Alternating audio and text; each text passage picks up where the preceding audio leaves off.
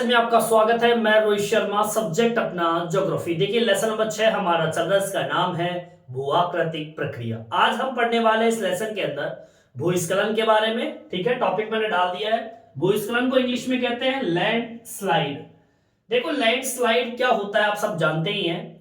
कई बार आपने देखा होगा कि कभी कभी जो पहाड़ होते हैं, ऊंचे ऊंचे पर्वत जो होते हैं, उनकी जो चट्टानें होती है वो ऊपर से सरक कर नीचे की ओर आ जाती है। इनका आकार पदार्थों का बहुत बड़ा होता है, विशाल चट्टानें होती है, और जब चट्टानें टूट जाती है तो तीव्र ढाल जो होते हैं, खड़े ढाल जो होते हैं, तो ऊपर से पत्थर जो होते हैं, चट्टान होती है या वृहद आकार का जो पदार्थ होता है जो ऊपर से नीचे की ओर सरक कर आ जाता है।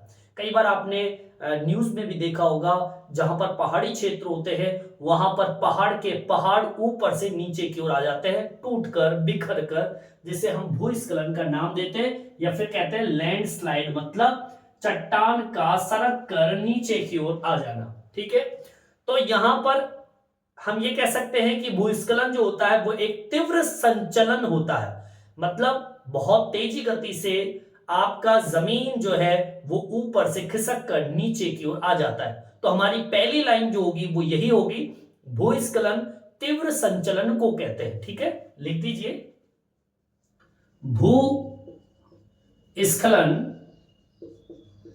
तीव्र संचलन को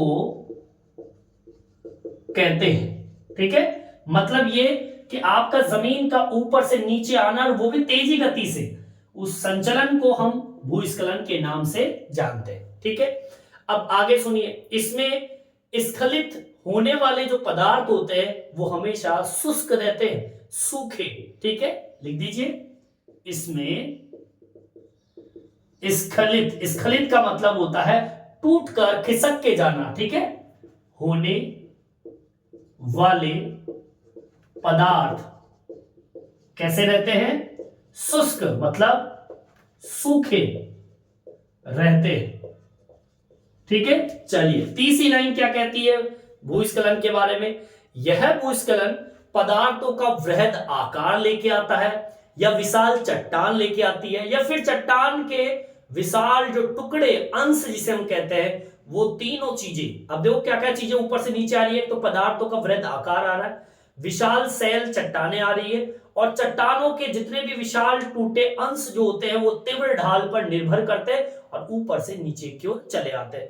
ढाल अगर मंद होगा, अगर मान लीजिए ढाल इस प्रकार से है, एक ढाल तो ऐसा है और एक ढाल आपका इस तरीके से, तो दोनों ढालों में अंतर है। यहां पर पदार्थ शैल मलबा जो है वो धीरे धीरे खिसक के आएगा, यहां पर तीव्र गति से नीचे आएगा। तो इस कंडीशन को हम भूस्खलन के नाम से जानते हैं। समझ में आई बात? अब इसमें तीन चीजें ऊपर से नीचे आ रही है। एक तो पदार्थों का आकार, ठीक है, पदार्थों का आकार जो है वो कैसा है? विशाल, जो भी ऊपर से नीचे आएगा, पहली चीज। दूसरी चीज, आपके विशाल जितने भी सेल की आकृतियां होती हैं, ठीक है, विशाल सेल की आकृति।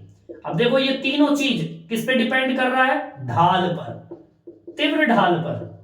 अगर ढाल तीव्र है तो ये सारी चीजें स्खलन में सहयोग करेगी। एक तीसरा है चट्टानों के विशाल टुकड़े। अब ये तीनों चीज, पदार्थों का आकार, विशाल सेल की आकृति और चट्टानों का विशाल टूटे हुए अंश, ये तीनों की तीनों चीजें ढाल की तीव्रता पर निर्भर करती है। ढाल जितना तीव्र होगा, आपके पदार्थों का आकार वो टूटकर बिखर कर नीचे की ओर चलाएगा। अब इसको आप किस तरीके से, इस लाइन को किस प्रकार से मेंशन करते हो उसको देख लेते हैं। बिल्कुल सिंपल सी लाइन बनेगी इसके अंदर। बनाना क्या आपको देखिए, इसकी लाइन बनती है क्या? यह भूस्खलन, ठीक है, यह भूस्खलन अब किन किन चीजों पे डिपेंड करता है, किन पर आधारित होता है ये स्खलन? जो आपकी चट्टानें ऊपर से नीचे की ओर आती है वो तीन चीजों पर डिपेंड करती है, और ये तीनों चीजें तीव्र ढाल पर डिपेंड करती है। अब देखिए सबसे पहले क्या बताया? पदार्थों का वृहद आकार। अब पदार्थ जितने ज्यादा होंगे आकार उतना बड़ा होगा, और जितना आकार बड़ा होगा स्खलन उतना ही बड़ा होगा। बस शर्त तीव्र ढाल होना चाहिए। ठीक है, देखिए, पदार्थों का वृहद आकार, पहली चीज तो ये। दूसरी चीज क्या बताई मैंने आपको, विशाल सेल आकृति, कितनी बड़ी आकृति है सेल की, विशाल शेल, शेल का मतलब यहां पर क्या बताया मैंने, चट्टान की आकृति।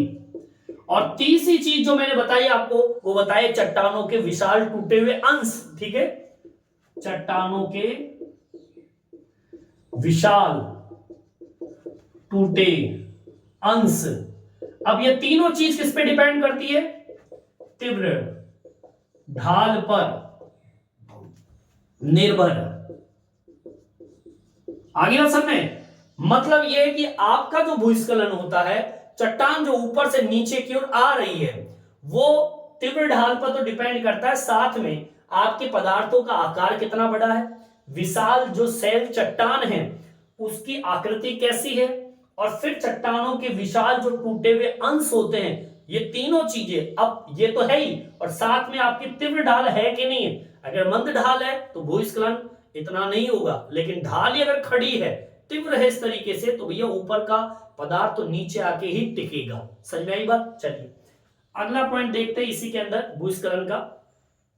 देखिए, ढाल जिस पर संचलन होता है, मतलब आप पदार्थ जो है जब ऊपर से नीचे की ओर आता है तो ढाल के सहारे सहारे आता है, तो ढाल जिस पर संचलन होता है वहां सेल मलबा एक या कई इकाइयों की फिसलन की कंडीशन को हम एक परिभाषा से परिभाषित करेंगे, इसे बोलते हैं अवसर्पण। किस नाम से जानते हैं, अवसर्पण के नाम से जानते हैं। देखिए, ढाल जिस पर संचलन होता है, ठीक है, ये अवसर्पण की परिभाषा है। क्या कह रहा है, ढाल जिस पर संचलन होता है वहां सेल मलबा, कहां पर, इस ढाल के ऊपर जो सेल मलबा है, ये मलबा एक या कई इकाइयों के फिसलन, फिसलन का मतलब होता है फिसल कर नीचे की ओर आना, फिसलन को हम एक चीज से नाम से अवसर्पण, इस परिभाषा के रूप में अवसर्पण कहते हैं। ठीक है, अब इस परिभाषा को देखिए क्या कह रहा है ये, ढाल जिस पर क्या हो रहा है, संचलन, भाई संचलन ही भूस्खलन। ठीक है, ढाल जिस पर संचलन होता है वहां सेल मलबा एक या कई इकाइयों के फिसलन की कंडीशन, मतलब फिसल फिसल कर जो चट्टान ऊपर से नीचे, जो पदार्थ ऊपर से नीचे की ओर आते हैं फिसल कर, उस कंडीशन को हम बोलते हैं अवसर्पण। किस नाम से जानते हैं, अवसर्पण के नाम से जानते हैं। समझ में आई बात। अब यहीं पर एक लाइन और जोड़ते हैं, एक शब्द आता है लोटन। लोटन क्या होता है, सुन लीजिए। लोटन होता है ढाल के सहारे सहारे, ठीक है, आपका ढाल है उसके सहारे सहारे मलबा जब तीव्र, ठीक है, तेज गति से आए उसे लोटन, या तो लोटन कह दीजिए। अब आपसे पूछ लिया जाए कि लोटन किसे कहते हैं, तो आप बता दीजिए कि पृथ्वी के पिंड पर पश्च आवर्तन के बिना मलबा का तीव्र स्खलन होना, इसे हम लोटन के नाम से जानते हैं, तीव्र लोटन बोलते हैं इसको। या फिर आप ऐसे कह दीजिए कि ढाल के सहारे सहारे मलबा जब तीव्र गति से आए उसे लोटन कह दीजिए, या फिर हम कहते हैं रोलिंग। ठीक है, रोलिंग। समझ में आई बात। या तो आप लोटन कह दीजिए या फिर रोलिंग कह दीजिए, या फिर आप कह दीजिए स्खलन मलबा। ठीक है, स्खलन मलबा कहलाता है। समझ में आई बात। भाई कहने का मतलब देखो, इसका पूरा जो अर्थ निकल रहा है ना, वो इतनी सी बात है कि जमीन का जो ऊपरी भाग होता है, अगर वो ढाल के सहारे सहारे मलबा जब आता है, तो एक तो ढाल कैसा होना चाहिए, तीव्र। जितना तीव्र ढाल होगा, पदार्थ के जो कण होते हैं, सेल टूटी हुई चट्टाने होती है, पदार्थों का वृहद आकार होता है, ठीक है, वो उतनी ही तेजी गति से नीचे की ओर पदार्थ आएगा, उसे हम स्खलन का नाम देते हैं। फिर उसमें अलग अलग परिभाषाएं कुछ निकल रही है, एक बार मैं रिपीट कर देता हूं, दोबारा सुन लीजिए। भूस्खलन तीव्र संचलन को कहते हैं, ठीक है। आपकी जमीन जब ऊपर से खिसक कर टूट कर जब नीचे आती है, उस तीव्र संचलन, संचलन का मतलब क्या होता है, चलना, ठीक है, गति करना, उसको हम क्या कहते हैं, स्खलन, भूस्खलन। इसमें स्खलित जितने भी पदार्थ होते हैं वो सूखी स्थिति में होते हैं, ठीक है। यह भूस्खलन पदार्थों का वृहद आकार, विशाल सेल की आकृति और चट्टानों के विशाल टुकड़े के अंश जो होते हैं वो तीव्र ढाल पर निर्भर करते हैं। अगर ढाल जितना तीव्र होगा, पदार्थ उसी गति से नीचे की ओर आएगा, उसे हम भूस्खलन का नाम देते हैं। फिर इसमें एक परिभाषा आती है, अवसर्पण क्या होता है। ढाल जिस पर संचलन होता है, जिस तीव्र ढाल के ऊपर संचलन हो रहा है, वहां सेल मलबा एक या कई इकाइयों के अंदर जब फिसल फिसल कर नीचे की ओर आता है, उसे हम अवसर्पण का नाम दे देते हैं, ठीक है।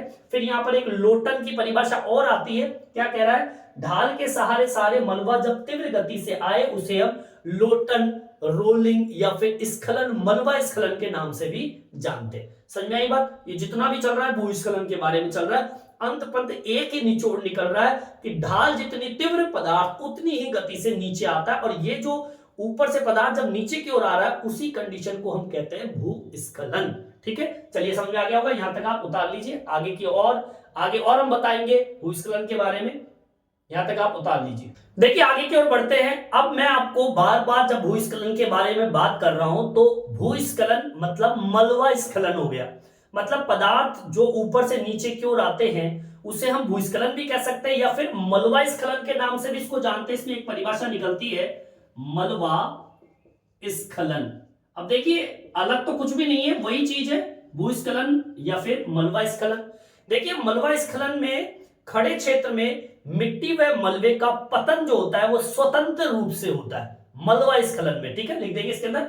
मलबा स्खलन में खड़े क्षेत्र में जितने भी खड़ी ढाल होती है, खड़ा क्षेत्र होता है, उस खड़े क्षेत्र के अंदर में मिट्टी व मलबे का पतन स्वतंत्र रूप से होता है, ठीक है। मतलब यह कि आपका जो मलबा है वो स्खलित होकर ऊपर से जब नीचे आता है तो वो ढाल पर डिपेंड करता है। अगर खड़ा क्षेत्र है, ढाल खड़ा है, तो सीधी सी बात है मिट्टी और मलबे का जो पतन होता है स्वतंत्र रूप से वो तीव्र गति से होगा। आगे बात समझ में। अब आगे सुनिए, स्खलन जो होता है या फिर हम कहें सेल स्खलन, एक परिभाषा और आती है, सेल स्खलन। ये तो मलबा स्खलन की परिभाषा हो गई। अब देखिए सेल स्खलन क्या होता है। देखिए जहां पर भी आपको जोड़ मिलता है चट्टानों का, ठीक है, सस्तर जोड़ जिसे हम कहते हैं चट्टानों के अंदर, या फिर कह दीजिए भ्रंश, ठीक है, या फिर कह दीजिए दरारें, ठीक है, दरार, भ्रंश या फिर जोड़, इनके नीचे पृथक सेल जो होती है वो वृहद स्खलन के अंतर्गत आती है। मतलब अगर जोड़ है, भ्रंश है या फिर दरार है, इनके नीचे जितना भी संचलन होता है, स्खलन होता है, उसे हम कहते हैं सेल स्खलन के नाम से जानते हैं। लिखिए क्या, सस्तर जोड़, भ्रंश या दरारों के नीचे होने वाला स्खलन किस नाम से जानते हैं, सेल स्खलन के नाम से जानते हैं। मतलब कहना चाहता है ये कि अगर जमीन पर, धरातल की ऊंचाई पर, अगर कहीं पर दो चट्टानों के बीच में जोड़ है, जोड़ का मतलब होता है भ्रंश या भ्रंश कह दीजिए दरार। जब दो चट्टानों के बीच में दरार होता है और वहां पर अगर किसी भी प्रकार का वृहद संचलन होता है या स्खलन होता है या फिर हम कहें संचलन होता है, इस संचलन को हम सेल स्खलन के नाम से जानते हैं। समझ में आई बात। अब मैं ये बार बार कहूंगा कि तीव्र ढाल जो होते हैं, उन तीव्र ढाल पर सेल स्खलन बहुत तीव्र गति से होगा और विध्वंसक भी होगा। समझ में आई बात। सेल स्खलन की बात चल रही है यहां पर, सेल स्खलन। सेल स्खलन तीव्र ढालों पर तीव्र या विध्वंसक होगा।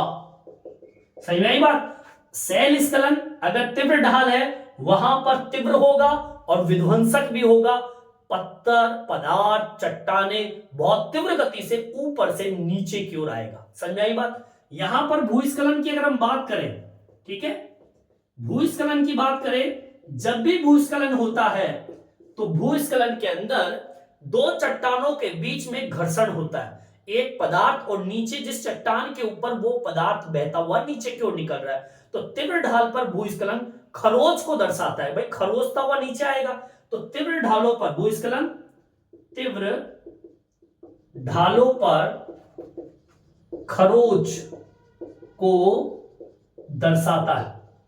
सही में यही बात, मतलब वो रगड़ता हुआ नीचे की ओर आता है। ये सब विशेषता बता रहा हूं आपको भूस्खलन की। सही में यही बात। अब आगे सुनिए भूस्खलन के बारे में और क्या कह रहा है। देखिए आपके जितने भी स्खलन होते हैं, किसी भी तीव्र ढाल के सहारे जो भी शैल खंड ढाल से अगर दूरी बनाकर नीचे की ओर गिरता है, अब वो कैसे गिरता है देखिए मैं बताऊं आपको। मान लीजिए आपकी ये ऊंचाई है और इस ऊंचाई पर भी इस तरीके से ऊंचाई बनी हुई है, ऐसे इस तरीके से बनी हुई है। अब कई बार क्या होता है कि यहां पर चट्टाने होती है और ये चट्टाने दबाव जब पड़ता है तो ये रगड़ खाती हुई यहां पर यहां तक तो पहुंच जाती है, और फिर पहुंचने के बाद में क्या होती है, स्वतंत्र रूप से यहां पर आके गिरती है, क्योंकि यहां पर तीव्र गति पकड़ लेती है और फिर ये ढाल के सहारे सहारे नहीं आ पाती है, और ये फिर क्या करती है, यहीं पर ही उछाल मारकर और नीचे आके क्या हो जाती है, गिर जाती है। मतलब ये कि किसी तीव्र ढाल के सहारे जब शैलखंड ढाल से जब दूरी बनाकर स्वतंत्र रूप से जब गिरती है तो उसे हम कहते हैं शैलपतन या फॉल्स, शैल फॉल्स के नाम से जानते हैं। समझ में आई बात। मतलब ये कि ऊपर से जब तीव्रता बहुत तेज हो जाती है और ढाल आपका इस तरीके से है, देखो ये ढाल है आपका इस तरीके से, ऐसा ढाल है। अब यहां से जब तीव्रता आएगी तो यहां से आते आते आते अब ये ढाल नीचे की ओर चला गया, तो यहां पर इतनी गति बन जाती है तो ये ऊपर से फिर नीचे की ओर आगे की साइड होकर गिर जाती है, ढाल के सहारे नहीं आती है। तो मतलब ये हो गया कि आपके किसी भी तीव्र ढाल के सहारे शैलखंडों का ढाल से दूरी बनाते हुए स्वतंत्र रूप से जब शैल गिरती है तो उसे हम शैलपतन के नाम से जानते हैं। तो यहां पर एक परिभाषा निकल के आती है, शैलपतन क्या होता है, शैल का मतलब होता है पतन, शैल का टूट कर खत्म हो जाना, एक तरीके से बिखर जाना। ठीक है, तो यहां लिखेंगे शैलपतन।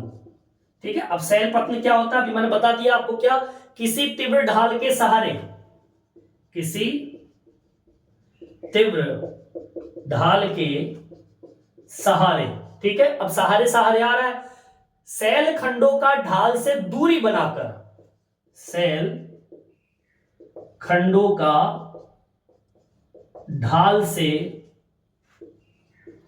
दूरी बनाकर नीचे की ओर गिरना क्या कहलाएगा, शैल पतन कह दीजिए या फिर फॉल्स कहते हैं। सही में आई बात। मतलब भी सीधी सी बात है, जब ऊपर से चट्टान से रगड़ खाती हुई जब शैलें आती है और अगर गति बहुत तीव्र बन जाती है तो वो पत्थर आगे जाकर, मतलब इस ढाल से आगे जाकर यहां पे गिरे, इस तरीके से आ रहा है और इतनी स्पीड बन जाए कि इस ढाल को भूल जाए और वो स्पीड से आगे की ओर जाके गिर जाती है। तो मतलब ये कि आपकी ढाल से दूरी बनाकर स्वतंत्र रूप से जब कोई शैल गिरती है तो उसे हम शैलपतन का नाम देते या फिर फॉल्स का नाम देते। मतलब फॉल्स का मतलब गिरना, समझ में आई बात। और फिर फॉल्स होकर वो टूट जाती है, बिखर जाती है। समझ में आई बात। शैलपतन शैलों के फलक के उथले संस्तरण में होता है और जिसमें शैल स्वतंत्र रूप से अलग होती है पदार्थ। मतलब ये कह सकते हो कि पदार्थ जो होते हैं वो पर्याप्त गहराई में जाकर प्रवाहित होते हैं और इस तरीके से आपकी जो शैलें होती है वो उन शैलों का स्खलन होता है। कुल मिला के बात ये हो गई कि भैया आपकी जो चट्टान है वो चट्टानों से तीव्र गति से जब पदार्थ ऊपर से आते हैं और उस पदार्थों का आकार कैसा है, उसकी आकृति कैसी है, शैलों की चट्टानों के टुकड़े कैसे हैं, और वो सब डिपेंड करता है तीव्र ढालों पर। जितना ढाल तीव्र होता है भूस्खलन उतना ही तीव्र होता है। अब यहाँ पे छोटी छोटी परिभाषाएं आपके सामने आई है, जैसे कि मलबा शैल किसे कहते हैं, इसमें खड़े क्षेत्र में मिट्टी व मलबे का पतन स्वतंत्र रूप से होता है। शैल स्खलन क्या होता है, जहां पर जोड़ भ्रंश दरार होती है उसके नीचे जो स्खलन होता है, संचलन होता है, उसे हम शैल स्खलन कहते हैं। शैल स्खलन में होता है क्या, तीव्र ढाल पर तीव्र या विध्वंसक होता है। मतलब अगर ढाल जितना तीव्र होगा उतना ही विध्वंसक होगा, खतरनाक होगा। भूस्खलन तीव्र ढालों पर खरोच को दर्शाता है, क्योंकि जब भी चट्टान ऊपर से नीचे की ओर आएगी तो रगड़ती हुई जाएगी और जमीन को खरोचती हुई रगड़ती हुई जाती है। एक यहाँ पे एक परिभाषा होता आती है, शैलपतन क्या होते हैं, जब आपकी तीव्र ढालों पर शैल बहुत ही तीव्र गति से जब आती है तो वो ढाल को भूल जाती है। और एक तरीके से हम कहें कि तीव्र ढाल के सहारे सहारे जब सैल खंड का जो ढाल है वो दूरी बनाकर, मतलब ढाल छोड़ देती है और वो दूरी बनाकर आगे की ओर स्वतंत्र रूप से गिर जाती है, उसे हम सैल पतन का नाम देते हैं। अब आपने देखा होगा आसपास आपके पर्वत होंगे, ऊपर से जब चट्टान से कोई स्टोन पत्थर आके गिरता है तो वो ढाल भूल जाता है और वो सीधा आपके ऊपर आके गिरता है, ठीक है। नहीं तो सैल के धरातल की अगर रगड़ खाती हुई नीचे आए तो ऐसा कोई भारी स्खलन नहीं होगा, लेकिन वो इतनी गति बन जाती है भूस्खलन के अंदर कि चट्टान जो है ऊपर से रगड़ खाती आती है और वो एक तरीके से ढाल को भूल जाती है और वो आगे जाके गिर जाती है। इसे हम कहते हैं सैल पतन, ठीक है। तो ये है आपका भूस्खलन, मतलब जमीन का टूटकर बिखर कर ऊपर से नीचे की ओर आना, और ये विध्वंसक होता है, तीव्र ढाल पर डिपेंड करता है। इस वीडियो में इतना ही। ये वीडियो आपको कैसा लगा कमेंट्स करके जरूर बताएं और मेरे चैनल को सब्सक्राइब जरूर से जरूर करें जिससे नए नए वीडियो आप तक पहुंचा सकूं। धन्यवाद।